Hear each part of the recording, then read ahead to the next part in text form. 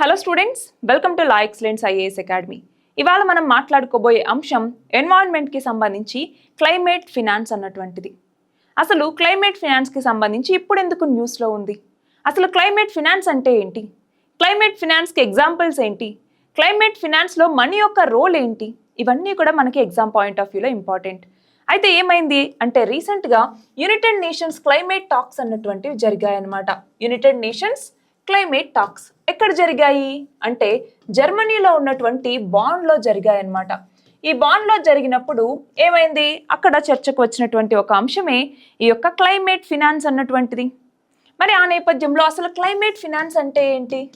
Climate finance, so దీనికన్నా ముందు మనకేం తెలియాలి అంటే మన వాతావరణంలో కార్బన్ ఎమిషన్స్ అన్నటువంటి పెరుగుతున్నాయి. ఇది మనందరికీ కూడా తెలుసు. ఈ కార్బన్ ఎమిషన్స్ వల్ల ఏంటి, గ్రీన్ హౌస్ గ్యాస్ వాయు ఉద్గారాలు అన్నటువంటివి పెరుగుతూ ఉన్నాయి. దాంతో గ్లోబల్ వార్మింగ్ అన్నటువంటిది వస్తోంది. గ్లోబల్ వార్మింగ్ పెరిగే కొద్దీ అది క్లైమేట్ చేంజ్కి దారితీస్తోంది. మరి క్లైమేట్ చేంజ్ లేదా వాతావరణ మార్పుల వల్ల మనం చూస్తూనే ఉన్నాం. కరువులు వస్తున్నాయి, వరదలు వస్తున్నాయి, తుఫాన్లు పెరుగుతూ ఉన్నాయి, అలాగే సముద్ర మట్టాలు పెరిగిపోతూ ఉన్నాయి, మంచు ఖండాలు అనేటటువంటివి కరిగిపోతూ ఉన్నాయి. మరి ఇన్ని విషయాలు మనం చూస్తూ ఉన్నాం కదా. అలాంటి నేపథ్యంలో ఈ గ్రీన్ హౌస్ గ్యాస్ ఉద్గారాలు ఏవైతే ఉన్నాయో వీటికి రీజన్ ఎవరు? ఎవరు ఈ కర్బన ఉద్గారాలని ఎక్కువ ఎమిట్ చేశారు అంటే ఏవైతే డెవలప్డ్ నేషన్స్ ఉన్నాయో ఈ డెవలప్డ్ నేషన్స్ ఎక్కువగా ఈ కర్బన ఉద్గారాలు చేసి డెవలప్ అయ్యాయి. కాబట్టి మీరు ఇప్పుడు డెవలప్ అవుతున్నటువంటి దేశాలు ఏవైతే ఉన్నాయో డెవలపింగ్ కంట్రీస్, అలాగే స్మాల్ ఐలాండ్ నేషన్స్ ఏవైతే ఉంటాయో వాటికి క్లైమేట్ ఫినాన్స్ అన్నటువంటిది చేయాలి అన్నటువంటి ఒక కాన్సెప్ట్ తెర మీదకి వచ్చిందనమాట. సో ఇప్పుడు క్లైమేట్ ఫినాన్స్ అంటే ఏంటి? ఈ క్లైమేట్ ఫినాన్స్ అన్నటువంటిది ఏంటి అంటే వివిధ రకాల ఇన్స్ట్రుమెంట్స్ని యూజ్ చేయటం లేదా ఫినాన్షియల్ రిసోర్సెస్ని వాడి క్లైమేట్ చేంజ్కి తగినట్టుగా యాక్షన్స్ తీసుకోవటం అనమాట. దాన్నే మనం క్లైమేట్ ఫినాన్స్ అనేసి పిలుస్తూ ఉంటాము. ఇది వివిధ రూపాల్లో ఉంటుంది. ఫర్ ఎగ్జాంపుల్ పబ్లిక్ గాను, ప్రైవేట్ గాను, బైలేటరల్ గాను, అలాగే మల్టీలేటరల్ గాను, ఇలాగా వివిధ రకాలుగా క్లైమేట్ ఫినాన్సింగ్ అన్నటువంటిది జరుగుతుంది. అయితే ఇక్కడ మనము రెండు రకాలు గుర్తుపెట్టుకోవాలి. అది ఏంటి? ఒకటి వచ్చేసరికి ఫండ్స్ అన్నటువంటిది, రెండవది వచ్చేసరికి గ్రాంట్స్ అన్నటువంటివి. ఈ రెండు రూపాల్లో మెయిన్గా జరుగుతుంది. అలాగే ఈ ఫండ్స్కి వచ్చేసరికి కొన్ని గుర్తుంచుకోవాలి. అది ఏంటి అంటే గ్రీన్ క్లైమేట్ ఫండ్ అనేసి, గ్రీన్ క్లైమేట్ ఫండ్ అనేసి, అలాగే అడాప్టేషన్ ఫండ్ అనేసి, అలాగే గ్లోబల్ ఎన్విరాన్మెంటల్ ఫెసిలిటీ అంటాము, గ్లోబల్ ఎన్విరాన్మెంటల్ ఫెసిలిటీ అనేసి, ఇలా వివిధ రకాల ఫండ్స్ ఉన్నాయన్నమాట మనకి. మరి వీటిలో ఒకటి గమనించాలి, ఎప్పుడైనా క్లైమేట్ యాక్షన్ని మనము అడ్రస్ చేస్తున్నాము అంటే ఒకటి అడాప్టేషన్, రెండు మిటిగేషన్, మూడు లాస్ అండ్ డ్యామేజ్.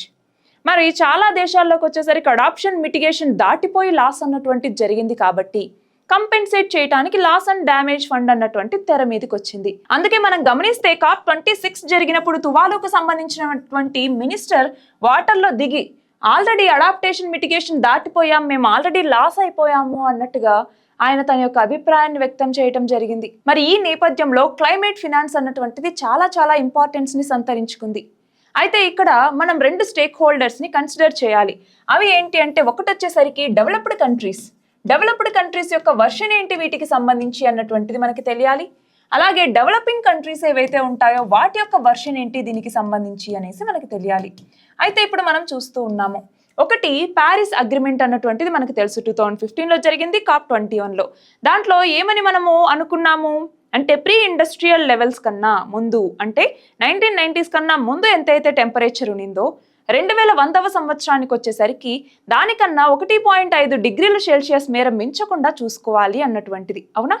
ఆ లక్ష్యం ఒకటి పెట్టుకున్నాము. రెండవది వచ్చేసరికి నెట్ జీరో అన్నటువంటి ఒక లక్ష్యాన్ని పెట్టుకున్నాం. అలాగే సస్టైనబుల్ డెవలప్మెంట్ గోల్స్ని చేరుకోవాలి అని లక్ష్యంగా పెట్టుకున్నాం. మరి వాటిని చేరుకోవాలి అంటే చాలా మనీ అన్నటువంటిది అవసరం అవుతుంది తప్పకుండా. మరి ఈ డెవలప్డ్ కంట్రీస్ ఏమంటూ ఉన్నాయి, వీటి వర్షన్ ఏంటి అంటే సరే ఇదంతా బాగానే ఉంది, కానీ ప్రపంచంలో సెకండ్ లార్జెస్ట్ ఎకానమీ అయినటువంటి చైనా, అలాగే ఆయిల్ ప్రొడ్యూసింగ్ స్టేట్స్, అలాగే సౌత్ కొరియా లాగా బాగా డెవలప్ అయినటువంటి కంట్రీస్ డెవలపింగ్ స్టేటస్ని కలిగి ఉన్నాయి, అవునా? మరి డెవలపింగ్ స్టేటస్ని కలిగి ఉన్నాయి. మరి ఇప్పుడు మేము క్లైమేట్ ఫినాన్స్ కనుక చేస్తే ఆ మనీ అన్నటువంటిది ఈ దేశాలకు వెళ్తుంది. దాని బదులుగా లీస్ట్ డెవలపింగ్ కంట్రీస్, అలాగే స్మాల్ ఐలాండ్ నేషన్స్, ఇట్లాంటి వాటికి ఫండింగ్ అనేటటువంటిది ఇస్తే బాగుంటుంది అన్నట్టుగా ఈ దేశాల వాదన. కానీ డెవలపింగ్ కంట్రీస్ ఏమంటున్నాయి, లేదు లేదు, పారిస్ అగ్రిమెంట్ ఏదైతే 2015లో కుదుర్చుకున్నామో ఆ అగ్రిమెంట్ ప్రకారం డెవలప్డ్ కంట్రీస్ డెవలపింగ్ కంట్రీస్కి ఈ యొక్క క్లైమేట్ ఫినాన్స్ అన్నటువంటిది చేయాలి అనేసి ఉంది. కాబట్టి మాకు క్లైమేట్ ఫినాన్స్ అన్నటువంటిది కావాలి, మేము కూడా నెట్ జీరోని చేరుకోవటానికి ఇది ఉపయోగపడుతుంది అన్నటువంటిది డెవలపింగ్ కంట్రీస్ యొక్క వాదన. అయితే ఇక్కడ ఏమైంది, 2024వ సంవత్సరానికల్లా మనము ఇంతకుముందు ఏదైతే $100 బిలియన్ ఈ క్లైమేట్ ఫినాన్స్ కింద ఇవ్వాలి అన్నట్టుగా డిసైడ్ చేయలేదు, కానీ ఇంత ఉండాలి అన్నట్టుగా ఆల్మోస్ట్ దానికి సంబంధించిన చర్చలు అనేవి జరిగాయి. కానీ ఈ $100 బిలియన్ అన్నటువంటివి అస్సలు సరిపోవు. కనీసం దీనికి 3 times ఉండాల్సి వస్తుంది. ఫర్ ఎగ్జాంపుల్ $6 ట్రిలియన్ 6 ట్రిలియన్ 2030వ సంవత్సరానికల్లా కావాలి ఈ యొక్క డెవలపింగ్ కంట్రీస్కి అన్నట్టుగా. అలాగే 2050వ సంవత్సరానికి వచ్చేసరికి దీనికన్నా 3 ఇంతలు ఎక్కువగా ఖర్చు పెట్టాల్సి ఉంటుంది ఒకవేళ క్లైమేట్ చేంజ్ని మిటిగేట్ చేయాలి అంటే అన్నటువంటిది ఒక వాదన అన్నమాట. మరి ఈ నేపథ్యంలో ఇక్కడ మనం గమనించాల్సింది ఏంటి, ఇప్పుడు ఏ దేశమైనా కూడా ఫర్ ఎగ్జాంపుల్ మనం మాల్దీవ్స్ చూసుకుంటే మాల్దీవ్స్ చాలా వరకు ఈ క్లైమేట్ ఫండ్ మీద ఆధారపడి ఉంటుంది. అలాగే ఎన్నో రకాల గవర్నమెంట్స్ వివిధ రకాల ఇన్స్ట్రుమెంట్స్ మీద పనిచేస్తూ ఉంటాయి. ఫర్ ఎగ్జాంపుల్ ఇన్స్ట్రుమెంట్స్ అంటున్నాం అంటే ఏంటి, సావరిన్ బాండ్స్ అన్నటువంటి ఒక కాన్సెప్ట్, సావరిన్ బాండ్స్ అన్నటువంటిది, అలాగే కార్బన్ ట్రేడింగ్ అన్నటువంటిది, కార్బన్ ట్రేడింగ్, అలాగే కార్బన్ ట్యాక్సెస్ అన్నటువంటిది, కార్బన్ ట్యాక్సెస్. అంటే వీటన్నింటినీ తీసుకురావటం వల్ల ఏమవుతుంది అంటే మరింతగా ఈ కార్బన్ ఎమిషన్స్ ఏవైతే ఉన్నాయో వాటిని రెడ్యూస్ చేయటం, ఆ రెడ్యూస్ చేసినటువంటి వాటికి ట్రేడ్ చేసుకోవచ్చు అనమాట. ఇదిగో ఇంత రెడ్యూస్ చేస్తే ఇంత నీకు పాయింట్స్ అన్నటువంటివి వస్తాయి అన్నట్టుగా కార్బన్ ట్రేడింగ్ అన్నటువంటిది జరగటం. అలాగే కార్బన్ ట్యాక్సెస్ అంటే ఏంటి, ఇక్కడ ఒక దేశం వేరే దేశాలకు ఏమైనా ఎక్స్పోర్ట్స్ చేస్తుందంటే ఈ దేశంలో ఆ ప్రొడ్యూస్ ఏదైతే ఉంటుందో దాని మీద ఎంత కార్బన్ ఎమిషన్స్ జరిగాయి అన్నట్టుగా దాని మీద ట్యాక్స్ వేయటం జరుగుతుంది అనమాట. ఫర్ ఎగ్జాంపుల్ యూరోపియన్ యూనియన్ అన్నటువంటిది ఇప్పుడు ఇండియాకనే కాదు మిగతా దేశాలకు కూడా కార్బన్ ట్యాక్స్ అన్నటువంటిది విధిస్తోంది. మరి ఆ నేపథ్యంలో ఈ టాపిక్స్ అన్నీ కూడా చాలా చాలా ఇంపార్టెంట్.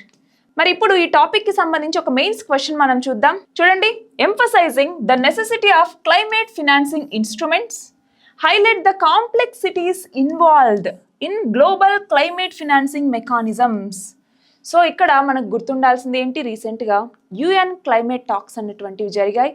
ఇందులో క్లైమేట్ ఫినాన్స్ అన్నటువంటిది ఒకటి టాపిక్ వచ్చింది.